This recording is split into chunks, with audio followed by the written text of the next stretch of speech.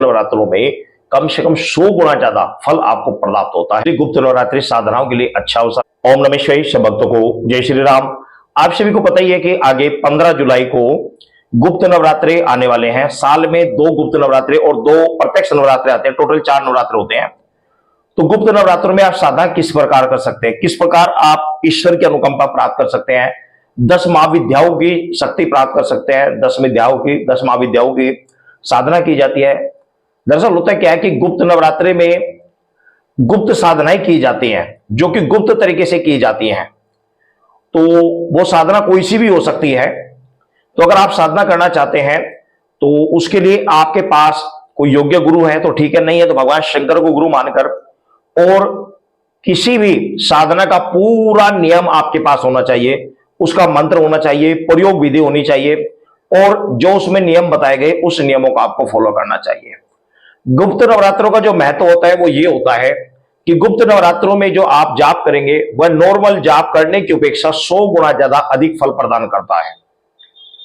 अब जैसे कि जो व्यक्ति रेगुलर डेली पूजा करते हैं, किसी मंत्र का जाप करते हैं, तो उनको क्या करना चाहिए? उनको करना चाहिए कि प्रतिदिन, जैसे कि हम धाम पर प्रतिदिन पूजा करते हैं, जाप करते हैं, सुबह शाम आरती करनी, भगवान को भोग लगाना, सेवा सत्कार करना, सफाई इत्यादि करानी, उसके बाद में जाप करना बैठकर।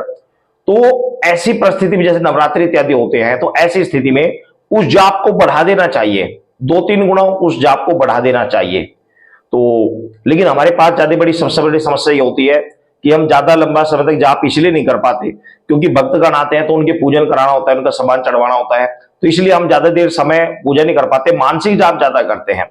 और जिस समय कोई नहीं आता उस समय एक लंबे समय तक ध्यान करते हैं। तो आपको नवरात्रि के दौरान विशेषकर ये करना चाहिए कि आपको एक लंबे समय तक आपको जाप करना चाहिए। वह प्रत्यक्ष नवरात्रि या गुप्त नवरात्रि हो। प्रत्यक्ष नवरात्रि में तो मां भगवती की पूजा की ही जाती है, उस दौरान तो उसका अनंत गुना ज्यादा फल प्रदान मिलता है। तो आप गुप्त नवरात्रि में या प्रत्यक्ष नवरात्रि में आप नवान मंत्र का जाप कर सकते हैं। सबसे बेस्ट होता है नवान मंत्र। नवान मंत्र से तत्काल रिजल्ट मिलता है, लेकिन उसका पुष्चरण होता है 9 लाख का। 9 लाख मंत्र जाप करने बाद आपको अनुभव होने प्रारंभ हो जाते हैं, ऐसा होता है।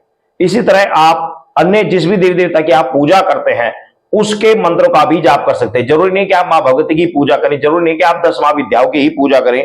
आप भगवान शंकर की पूजा करते हैं, गणेश भगवान जी करते हैं, माता पार्वती की करते हैं, किसी भी देवी देवता की करते हैं, या अन्य कोई भी साधना करते हैं, तो उसका मंत्र आपके पास है तो आप उस मंत्र का आप जाप कर सकते हैं। तो वह अनंत गुना ज्यादा फल आपको प्राप्त होगा उसका, ठीक है ना। बाकी अगर आप कोई साधना करना चाहते हैं तो साधना के लिए मैंने चैनल पर बहुत सारी वीडियो बनाई हुई है।